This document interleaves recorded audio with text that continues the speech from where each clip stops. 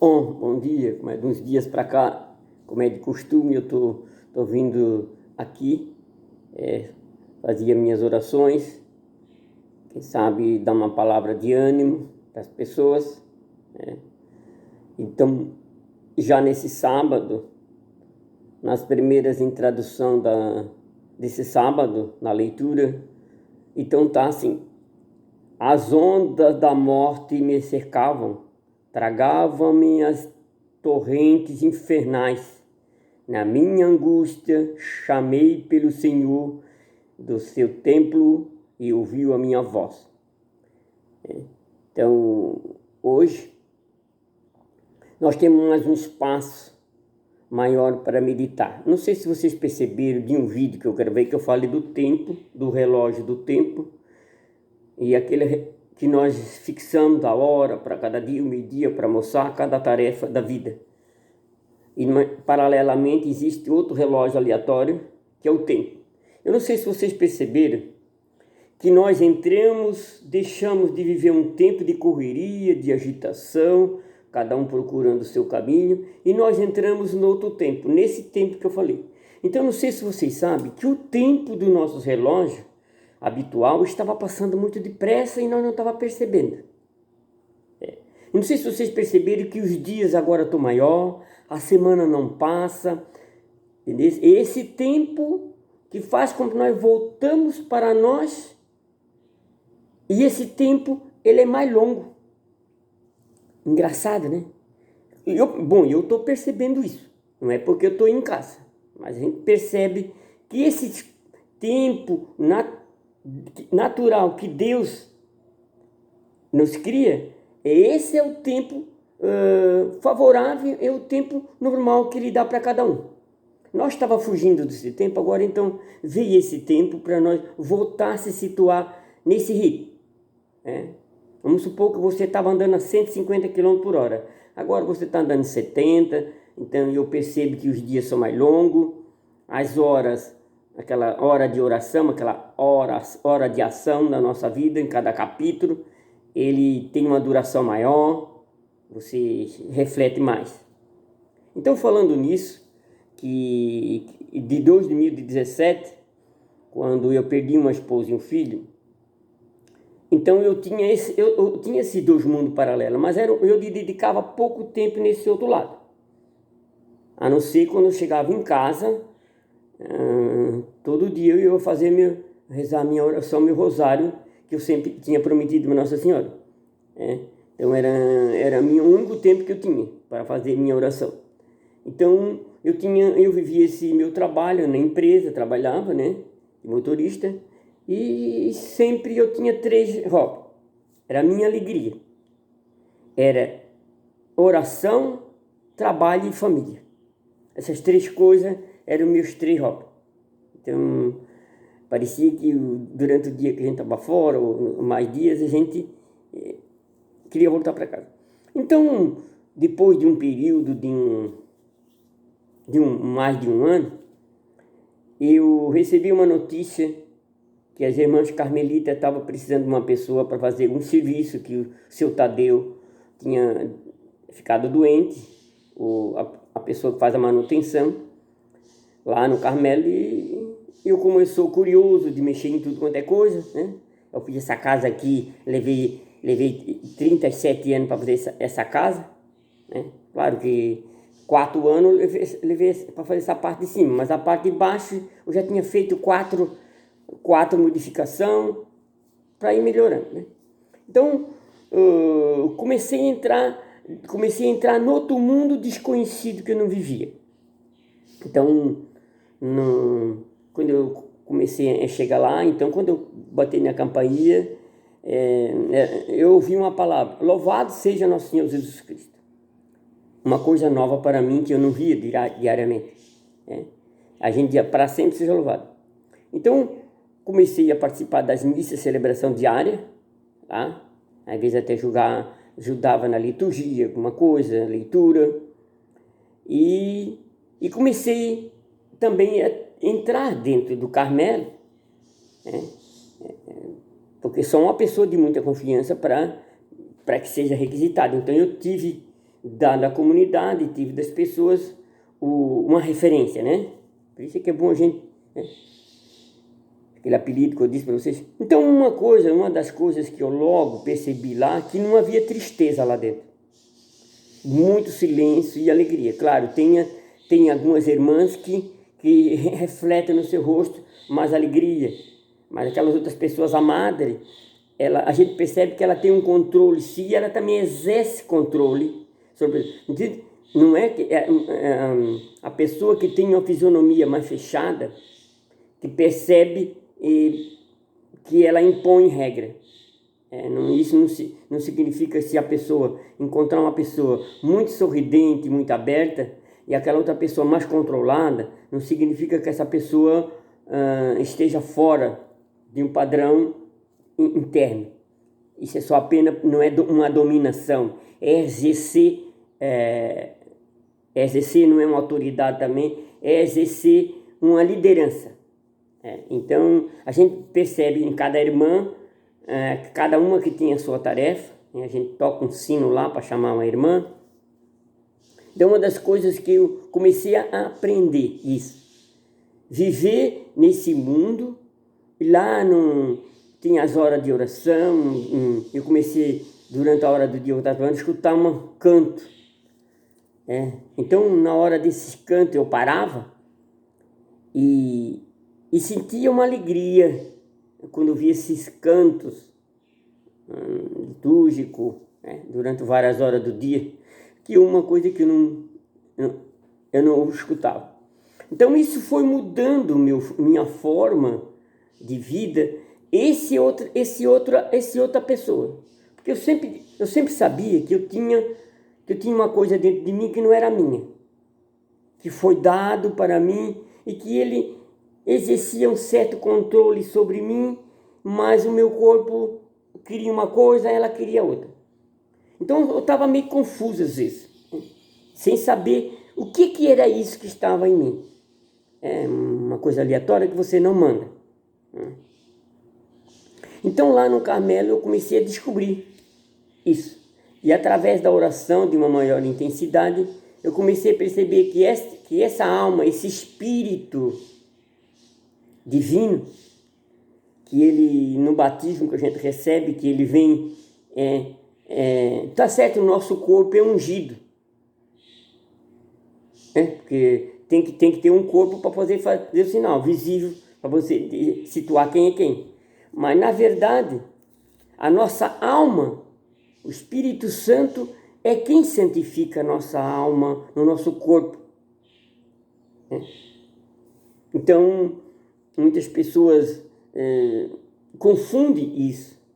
O nosso corpo começa a sofrer dores, a alma não sente dor, você começa a sentir tristeza, a alma não sente tristeza. Então você tem que saber separar. Como Santa Teresinha dizia, que ela, na hora desses arrobo, como esses baços, essa arrebatação do corpo, então o corpo fica inerte, cai no chão e a alma vai se interagir com Deus. Então a alma não sente tristeza, a alma não guarda mágoa de ninguém, a alma não entende? Ela está ali. Ela não exerce muitas vezes as funções que tem que exercer no corpo, porque você não deixa. Então, a partir do momento que você descobre que essa alma, ela necessita de oração, como seu corpo precisa, o meu corpo precisa de respirar. Então, foi aí que eu comecei a descobrir que essa palavra, desviver, é deixar Deus atuar em ti. Então, parece que Deus tinha me preparado para alguma situação difícil, essa que eu estou enfrentando agora, que eu fiquei mais de 6 meses fiquei muito isolado, muito triste, o meu corpo. A gente comecei a perceber que tinha uma coisa dentro de mim que estava me sustentando. Por isso que quando uma pessoa abandona a oração, abandona Deus, a sua alma está fraquinha, ela não impõe a sua alegria, porque a tristeza mata, a falta de perdão mata, a falta de partilha mata. Tudo isso, a falta de amor, o próximo, você vai morrendo aos poucos. Então eu queria transmitir nesse dia que aqui o Salmo diz assim: "O Senhor meu Deus, em vós procuro refúgio". Então quanto mais você se dedica a Deus, mais essa alma sente essa necessidade de Deus, de estar perto dele. É uma alegria, né? Então, como ontem, eu tive o privilégio de receber na minha casa, através do Vaticano, aquela orbe, que é uma palavra em latim, que é Roma para o mundo. Então nós sabemos que o Papa, Jesus deu poder ao Papa para confirmar tudo que ligarem na terra será ligado no céu. Então nós sabemos que aquele crucifixo da igreja de São Pedro, que sofreu, que na peste de 1500, a partir do momento que essa cruz foi levada para lá, a peste cessou. Então vamos acreditar que é possível, quando já na terra muitas pessoas já não se importam muito mais com esse Deus que estava muito ausente nas comunidades, a celebração pouca gente, o jovem não estava participando da celebração. Então uma das preocupações é essa renovação de um ciclo de vida, que a partir do momento que nós mais idosos vamos desaparecendo, é bem que agora eu tenho um filho que é ministro, então está renovando, mas se toda a família tivesse já seria suficiente, né? Com a graça de Deus. Então essa renovação nossa, para buscar em cada dia, pedir a Nossa Senhora, aquelas orações diárias que se fazia, o texto entre família, né? A oração em casa, rosário entre família, não se faz mais. Então tudo isso esfriou. Como eu disse, esta família tinha todo dia se soprava nessa brasa, essa cinza, que essa brasa estava acesa lá embaixo, então ela estava obscura. Então a oração era uma forma de soprar essa nobilidade, e para que essa chama desse amor de Deus que estava debaixo da cinza se acendesse dentro da família. A oração. Então, a proteção, a oração que a gente faz. Então, no Evangelho de hoje, Jesus diz assim: naquele tempo ouviram as palavras de Jesus, algumas pessoas da multidão diziam: este é verdadeiramente o profeta. Outros dizem: ele é Messias. Mas alguns objetavam: porventura o Messias virá da Galileia? Porque teria que ser de Jerusalém, onde era o centro agitado de todas as sinagogas. Sim? Então fizeram uma pergunta aqui um pouco, né? Virá da Galileia? Não diz a Escritura que o Messias será da descendência de Davi, Nazaré? E virá de Belém, da periferia? O povoado de onde Davi era Davi? Assim houve divisão no meio do povo por causa de Jesus. Alguns queriam prendê-lo, mas ninguém pôs as mãos nele. Então os guardas do templo voltaram para o sumo sacerdote e os fariseus, e estes lhe perguntaram: por que não trouxeste? Os guardas tinham mandado prender Jesus, por que não trouxeram? Os guardas responderam: ninguém jamais falou como este homem. Aqueles mesmos enviados que, quando chegaram lá, que viram Jesus fazendo as suas pregações, eles voltaram sem Jesus. Então os fariseus disseram: também vós vos deixastes enganar? Está entendendo? Porque existem muitas pessoas nesse mundo picaretagem. Jesus não era nenhum picareta. Jesus não estava enganando ninguém. É eles que estavam cegos.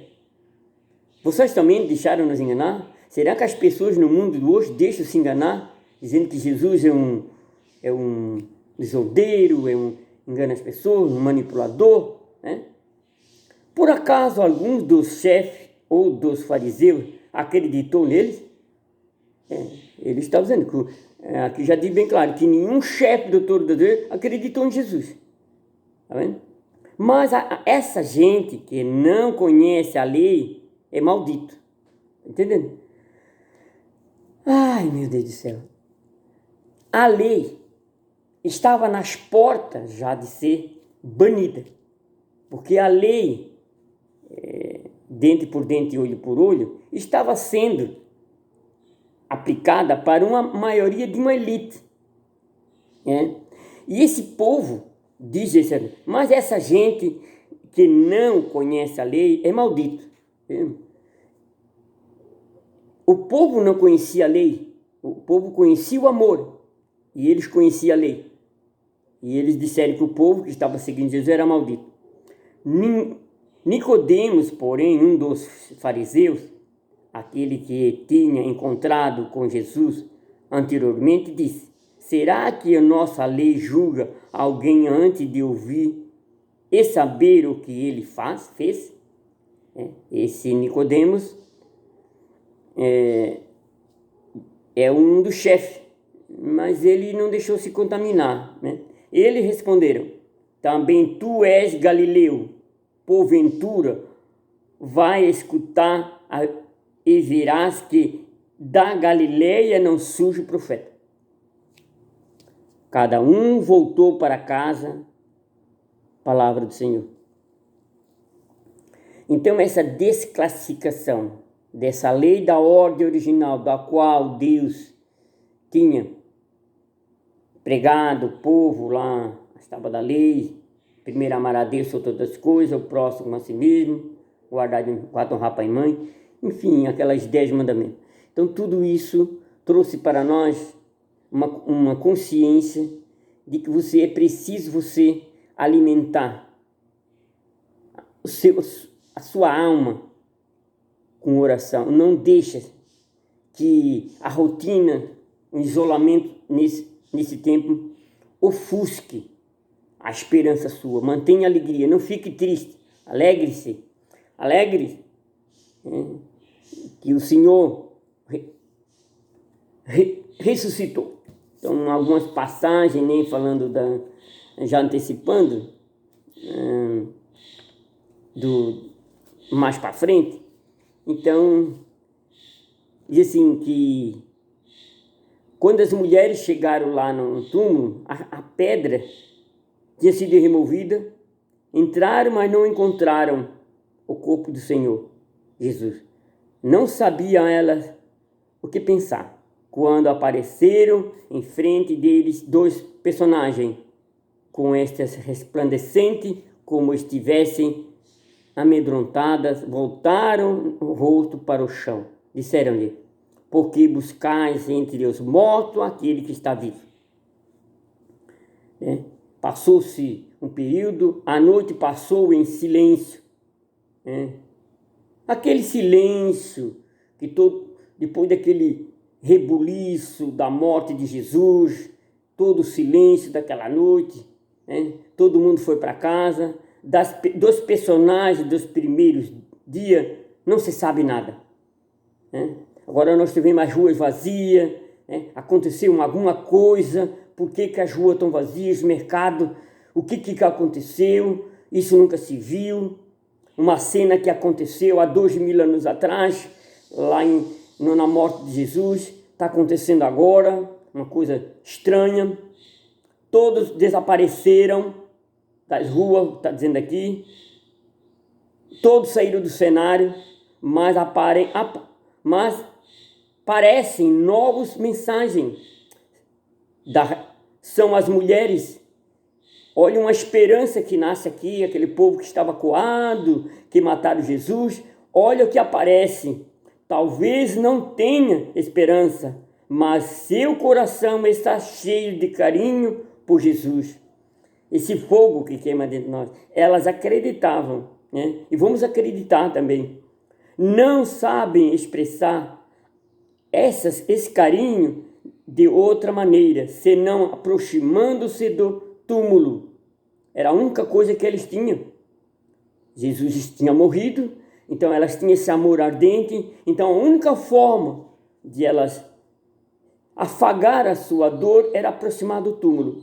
Elas são as que descobrem o impossível, a ressurreição. Descobre, filho, nesse isolamento, a ressurreição de Jesus Cristo. Sim, Jesus não está entre os mortos. O sepulcro está vazio. Jesus está vivo. É preciso voltar para a cidade para dizê-lo aos outros. Não precisa você sair, voltar para a cidade, aquele tumulto. Diz para você: Senhor, tu estás vivo. Eu quero que tu viva em mim. Diga isso hoje, você que está em casa. As mulheres são as primeiras portadoras da boa nova. Então diga isso para você hoje, que Jesus está vivo. Uma mensagem de esperança, de amor. Eu já estou antecipando isso, já da Semana Santa, para você hoje reiterar, né, a mensagem dessas mulheres que encorajaram, e a única forma que elas encontraram, depois de estar tudo vazio, tudo triste, foi correr ao túmulo. Mas Jesus tinha morrido. O que elas foram fazer no túmulo? Né? Falou mais forte o amor. Mesmo depois de morto, Jesus, o Mestre, elas não perderam a esperança. Não perca a esperança, filho. Esses dias vividos de sombrio. Que Deus dê para cada um a sua força.